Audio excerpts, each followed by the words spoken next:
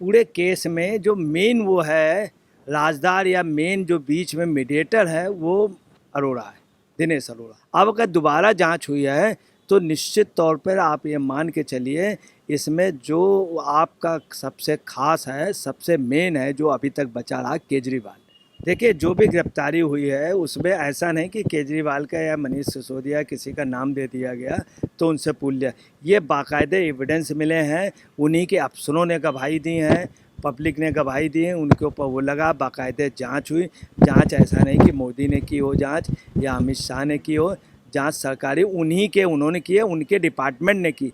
होता क्या है, जब गीदड़ की मौत आती है तो शहर की ओर भागता है। ये भस्मासुर है, इन्होंने जाने कितने लोगों का कैरियर ख़राब कर दिया है, जाने कितने लोग इनके यहाँ से बाहर हो गए, और आप समझ लीजिए सभी लोगों को इन्होंने बाहर किया, सभी को।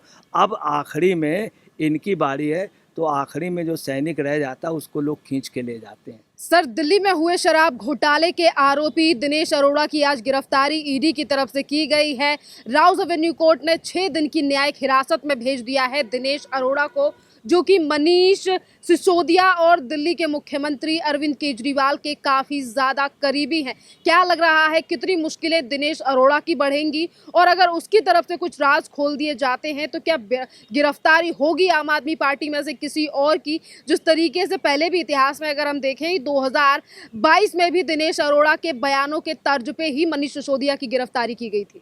देखिए, पूरे केस में जो मेन वो है राजदार या मेन जो बीच में मीडिएटर है वो अरोड़ा है, दिनेश अरोड़ा।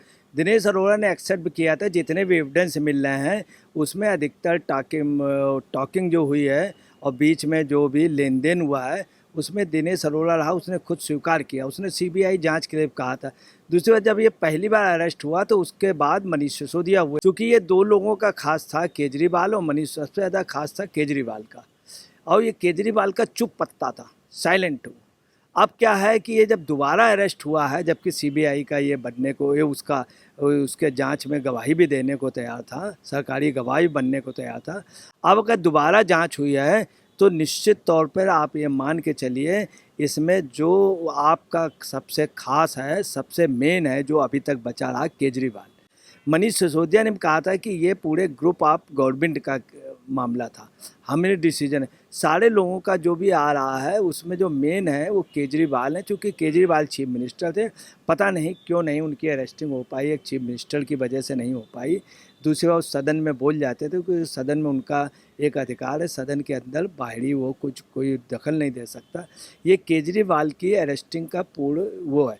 इसके पहले 4 दिन के उस पर हैं, अब इनको ये 7 जुलाई को हुए थे, अब इनको 6 दिन का रिमांड में लिया गया है।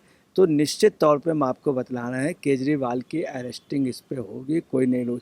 दूसरा, तमाम मामले ऐसे जो पैसे का वो हुआ है, लेन देन पैसे में, वो शराब वाले घोटाले में जो मार्जिन मनी थी उस पे जो हुआ, होटल में बात कराना और एक दुकान अलॉट कराना और उसमें 15 केजी घी, ये सब कई ऐसे सबूत हैं जिससे भी अरोड़ा चूँकि पहले सरकारी गवाह दिए हैं और ये कोर्ट में सच सच बोल जाएंगे, क्योंकि ये चारों तरफ से फंस गए। इनके सच बोलने से निश्चित तौर पे मेन जो इन सब का है वो अरेस्ट हो जाएगा। ये कहानी बिल्कुल वो हो गई जैसे अली बाबा 40 चोर, तो ये पोजीशन है।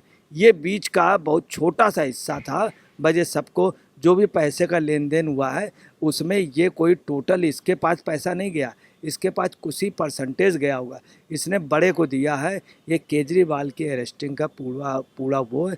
चूँकि ये रिमांड बढ़ना 6 दिन का और हो जाना, निश्चित तौर पे केजरीवाल जल्द सलाखों के पीछे होंगे। सर, इसी के साथ अगर दिनेश अरोड़ा की गिरफ्तारी की बात करें तो दिनेश अरोड़ा को पहले ही 2022 नवंबर में जो है वो बेल मिल चुकी थी और उस टाइम पर सीबीआई ने भी अपोज नहीं किया था, और अब ईडी की तरफ से गिरफ्तारी होना कानूनी तर्ज पर क्या लग रहा है, कितनी मुश्किलें जो हैं और कितने आरोपी, यानी कि 13 से ज़्यादा गिरफ्तारी इस पूरे मामले में हो चुकी हैं।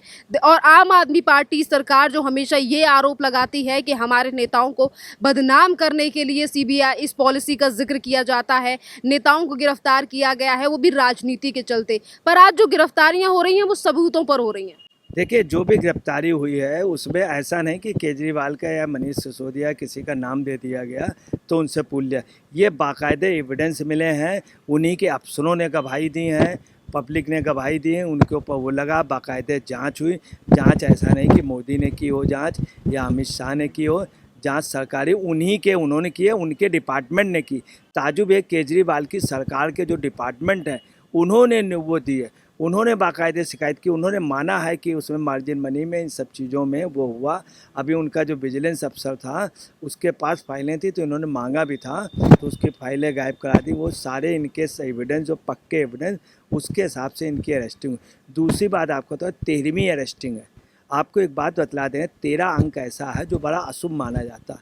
आपने देखा होगा चंडीगढ़ में सभी सेक्टर हैं, सेक्टर 13 नहीं है। क्रिश्चियन भी 13 को अवॉइड करते थे, मुस्लिम भी करते थे, हिंदू भी 13 उसको अवॉइड। 13 कहते हैं, 3-13 हो गया, 3-13 हो गया। और 13वीं है, 13वें के बाद जो 14वां होता, आप इतिहास उठा लीजिए, 14वें का हमेशा जो मेन बॉस वो होता है। उसके लिए मैं बता दूं, जयललिता के साथ यही हुआ था। जब 13 अरेस्टिंग हुए थे तो सुब्रमण्यम स्वामी ने एक मुकदमा दायर किया था, तो उन्होंने कहा था 13 हो गए, अब तेरी बारी। उन्होंने कहा था 13 हो गए। राजीव गांधी के ऊपर भी अभी जो ये एक्सप्रेस वाला जो बना है उसमें भी उन्होंने कहा था 13 हो गए, 14, तो उसमें राहुल और सोनिया जी को पेश होना पड़ा। ऐसे तमाम मामले अगर 13 लोग अरेस्ट हुए हैं तो 14वां। हम आपको बता रहे हैं कि एक बहुत बड़ा डकैतों का अभियान चला था। जिस डकैतों के अभियान में ओपन काउंटर हुए थे, दोनों तरफ से मुठभेड़ हुई। जब 13वां वो उनका डकैत मारा गया था, उस समय तत्कालीन चीफ मिनिस्टर ने कहा था। आप इन उदाहरणों के तौर पर ये कहना चाहते हैं कि ये 13वीं जो गिरफ्तारी हुई है ये कहीं ना कहीं आम आदमी पार्टी सरकार के लिए अशुभ है और किसी एक बड़े नेता की गिरफ्तारी हो? निश्चित अशुभ। मैं आपको बता रहा हूँ, एक डीजीपी थे, पुलिस के बड़े अधिकारी थे, मध्य प्रदेश वहाँ के थे, वो चतुर्वेदी, जो वहाँ के थे भिंड के। और जब यूपी मध्य प्रदेश मिल के ऑपरेशन कर रही थी तो 13 डकैतों का किया था। तब तीनों चीफ मिनिस्टर ने एक बयान दिया था, 14वें के बाद पतन हो जाएगा।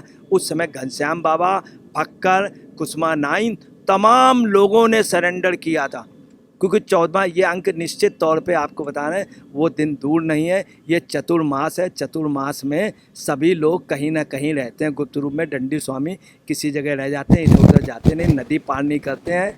और आपको बताना है कि केजरीवाल जी के साथ भी ऐसा हो सकता है कि ये भी शायद नदी जमुना जी उधर न पार कर पाए, इधर न कर पाए। चतुर्मास में लोग अज्ञातवास में, एकांतवास में रहते हैं। एकांतवास 3 ही जगह होता है, एक होता है हवालात में, दूसरा होता है शमशान घाट में, तीसरा अगर कोई आदमी वो हो जाए। तो आपको बताना, ये एकांतवास का समय होता है बरसात का, सावन भादो यहाँ तक होती। जो लड़कियाँ भी होती जिनकी शादी हो जाती तो अपने मायके आ जाती। तो एक अपने सुरक्षित जगह, केजरीवाल के लिए भी कोई सुरक्षित जगह का इंतजाम हो रहा है। शीश महल इन्होंने बहुत सुरक्षित बनाया था, बहुत अच्छा, जिसके कामोड एयर कंडीशन है। तो आप समझ लीजिए इनके भी अब अच्छे दिन आ रहे हैं। और इनके मोदी जी कह रहे थे अच्छे दिन आ रहे हैं, आए कि नहीं, मगर हमें ये मालूम मोदी जी जब से आए तो अच्छे दिन बघेला के आ गए। उनके जितने विरोधी थे, मोदी जी जितने खिलाफ कहते, उनके इतने अच्छे दिन आ गए बघेला के, तमाम लोगों के, वो सत्ता से बाहर हो गए।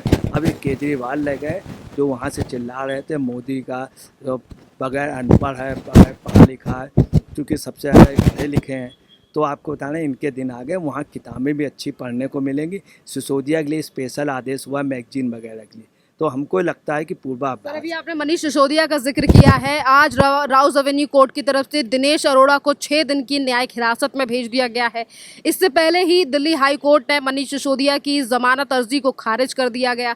कोर्ट ने कई बार कहा कि मनीष सिसोदिया बड़े पद पर रहे हैं, जांच को प्रभावित कर सकते हैं।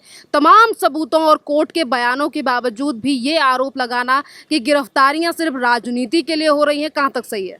डर है क्या? डर है, डरा हुआ एक्चुअली में आदमी।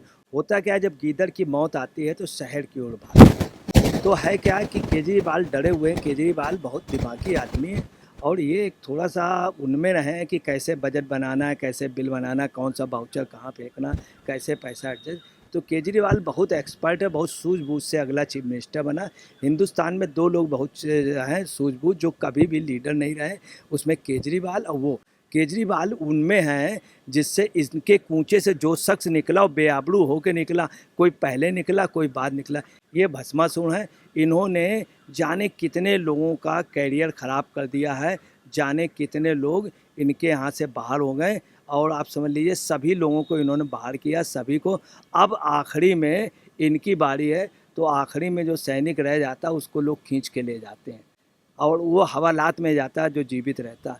ये तो बेचारे सब चले गए सीधे लोग। ये कहिए जैन बेचारे उन्होंने दिमाग दे दिया था, फिसल गए तो फिसल के उनका वो बच गया।